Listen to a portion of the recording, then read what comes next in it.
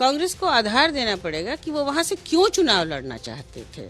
अगर उनका कोई आधार हो, कोई उनके पास ऐसा डेटा हो, या जो पिछले चुनाव, अगर आप कहेंगे कि हम 20 साल पहले किसी सीट का प्रतिनिधित्व करते थे तो समय बदल चुका है। इन सीटों पे हम तैयारी कर रहे थे, पहले हमने प्रभारी घोषित कर दिए थे। ये नाम हमारे लिए कोई नए नहीं है, सभी पार्टी के हैं और हमने 2 सीटों पे और प्रभारी आज घोषित किए हैं, प्रदेश अध्यक्ष जी को मिर्ज़ापुर और वाराणसी के लिए भी। और कांग्रेस को थोड़ा सा ध्यान देना चाहिए कि बैठकर जो इंडिया गठबंधन के उनके मजबूत साथी हैं उनके साथ खड़े रहे हैं, एक सीट शेयरिंग फार्मूला सबसे पहले उजागर करना चाहिए, जिससे कि हम मजबूती से चुनाव लड़ सकें। समाजवादी पार्टी ने आज 16 उम्मीदवारों की लिस्ट जारी करके सबको चौंका दिया, लेकिन सबसे बड़ा झटका इस लिस्ट के बाद अगर किसी को लगा है तो वो है कांग्रेस।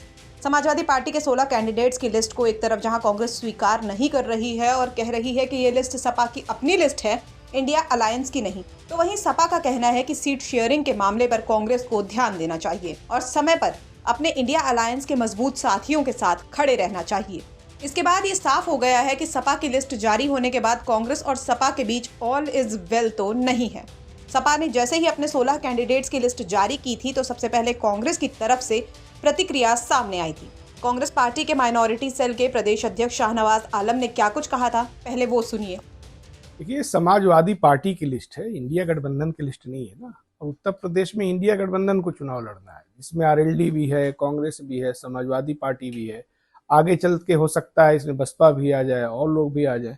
तो ये एक पार्टी का लिस्ट है, ये इंडिया गठबंधन की लिस्ट नहीं है। तो ये उनके तरफ से उन्होंने जारी किया है, लेकिन उसको ऑफिशियल तो तब माना जाएगा इंडिया गठबंधन का जब तीनों नेता, तीनों दलों के मिलकर के एक साथ इस पे प्रेस कॉन्फ्रेंस करें या वो लिस्ट जारी करें। तो ये अभी समाजवादी पार्टी की लिस्ट है, ये इंडिया गठबंधन की लिस्ट नहीं है। ये तो एक के बाद आपको लग नहीं रहा कि सपा आपको झटका दे रही है? पहले 11 सीट आपको उन्होंने एक तरफा दे दिया, अब उन्होंने एक तरफा 16 सीटों का ऐलान कर दिया। डबल शॉक जैसा देखिए, अभी आपने खुद जिस शब्द का इस्तेमाल कर रहे हैं, एक तरफा, तो अलायंस में एक तरफा तो कुछ नहीं होता है। इंडिया गठबंधन में जब तीनों दल तय करके कुछ बताएंगे तभी तो ऑफिशियल माना जाएगा। आप उनके 16 सीटों को मानते हैं कि नहीं मानते? नहीं, उनका एक तरफा है, इस पे तो निगोशिएशन अभी होगा ही। ये थोड़ी इंडिया गठबंधन का नहीं है ना। जब तीनों पार्टियों के लोग बैठेंगे, तय करेंगे, इनकी जो सूची है, हमारी जो सूची है, उस पर तो अभी बातचीत होगी। उसके बाद जो निकल के आएगा उसको इंडिया गठबंधन का प्रत्याशी माना जाएगा। ये अभी इनका एक तरफा, जैसा आप कह रहे हैं, इनका एक तरफा एक सूची है, लेकिन वो इंडिया गठबंधन की सूची नहीं है। इसको कंफ्यूज करने की जरूरत नहीं है, ये समाजवादी पार्टी की सूची है। तो आखिर फर्रुखाबाद, जहां से सलमान खुर्शीद का दावा है, जहां से खीरी से, जहां से रवि वर्मा, पूर्वी वर्मा का दावा है, ये सब सीट तो फिलहाल अखिलेश यादव नहीं, दावा तो है। जब दोनों नेता बैठेंगे तो बातचीत होगी ना। अभी तो उनके तरफ से उनका दावा था, मान लीजिए हमारी तरफ से जफर आलम नकवी का दावा हो या पूर्वी वर्मा का दावा हो, तो ये बात भी मीडिया में आ सकती है। लेकिन फाइनल तो तब होगा ना जब इंडिया गठबंधन ऑफिशियली जारी करेगा। तो ये समाजवादी पार्टी के अपने प्रत्याशियों की सूची है, इंडिया गठबंधन की सूची नहीं है। उसके लिए तो अभी नेता लोग बैठेंगे हमारे। इसके बाद सपा प्रवक्ता जूही सिंह ने इस मामले पर बातचीत करते हुए कांग्रेस की भूमिका को लेकर बड़ी बात कह दी है।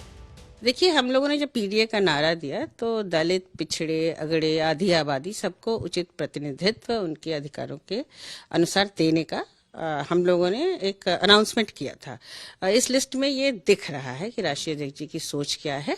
ओबीसीज, महिलाएं, सांसद मैनपुरी, काजल निषाद, हर वर्ग के लोग इस लिस्ट में हैं और हम मजबूती से अपने चुनाव की तैयारी कर रहे हैं और चुनाव जीतेंगे। 2 सीट्स हैं फर्रुखाबाद की और लखीमपुर की। कांग्रेस की आला कमान के द्वारा भी यह दावा किया जा रहा था कि वो वहां से चुनाव लड़ना चाहते हैं, जो सूत्रों के मुताबिक जानकारी मिली थी। तो क्या कुछ बदलाव भी हो सकता है इनकेस अगर वार्ता होती है और इन सीट्स को लेकर? कांग्रेस को आधार देना पड़ेगा कि वो वहां से क्यों चुनाव लड़ना चाहते थे। अगर उनका कोई आधार हो, कोई उनके पास ऐसा डेटा हो, या जो पिछले चुनाव, अगर आप कहेंगे कि हम 20 साल पहले किसी सीट का प्रतिनिधित्व करते थे तो समय बदल चुका है, लोग बदल चुके हैं। तो जो प्रैक्टिकल रियलिटीज है, हमने पहले ही कहा था कि जो कैंडिडेट चुनाव जीतेगा उसी को टिकट टेबल पर 2009 का आंकड़ा नहीं चलेगा? बिल्कुल नहीं चलेगा, क्योंकि उनको भी पता है कि जमीन बदल चुकी है, लोग बदल चुके हैं। उसके बाद हमने सरकार बनाई है, हमारा काम है। और हो सकता है कि कई जगह वो सोचते हो कि वो अभी भी मजबूत हैं, लेकिन ना हो। एक थ्योरी ये भी है कि सीट शेयरिंग अभी फाइनल नहीं हुई है, आरएलडी से हालांकि आप लोग की हो गई है, उससे पहले ही अनाउंसमेंट कर दी गई है। इन सीटों पे हम तैयारी कर रहे थे, पहले हमने प्रभारी घोषित कर दिए थे। ये नाम हमारे लिए कोई नए नहीं है, सभी पार्टी के हैं और हमने 2 सीटों पे और प्रभारी आज घोषित किए हैं, प्रदेश अध्यक्ष जी को मिर्जापुर और वाराणसी के लिए भी। तो मुझे आशा है, जो हम शुरू से कहते आए हैं कि सीट शेयरिंग सबसे महत्वपूर्ण है और कांग्रेस को थोड़ा सा ध्यान देना चाहिए कि बैठकर जो इंडिया गठबंधन के उनके मजबूत साथी हैं उनके साथ खड़े रहे हैं, एक सीट शेयरिंग फॉर्मूला सबसे पहले उजागर करना चाहिए, जिससे कि हम मजबूती से चुनाव लड़ सकें। बीजेपी भी 15 तक अपनी लिस्ट पहले ही ला सकती है। बीजेपी अपने सांसदों की लिस्ट में कुछ बदलाव कर रही होगी, मेरे ख्याल से इसीलिए ला रही होगी। उनके काफी सांसद हैं उत्तर प्रदेश में। बाकी हम अपना चुनाव लड़ेंगे, हमारे मुद्दे हैं। सपा नेता जूही सिंह और कांग्रेस नेता शाहनवाज आलम दोनों के बयानों से ये तो साफ है कि सपा अपने स्टैंड पर कायम है, लेकिन कांग्रेस इस फैसले से नाखुश है। अब देखना दिलचस्प होगा कि सपा के इस फैसले को लेकर इंडिया अलायंस में क्या रास्ता निकाला जाता है। लखनऊ से समर्थ श्रीवास्तव की रिपोर्ट, यूपी तक।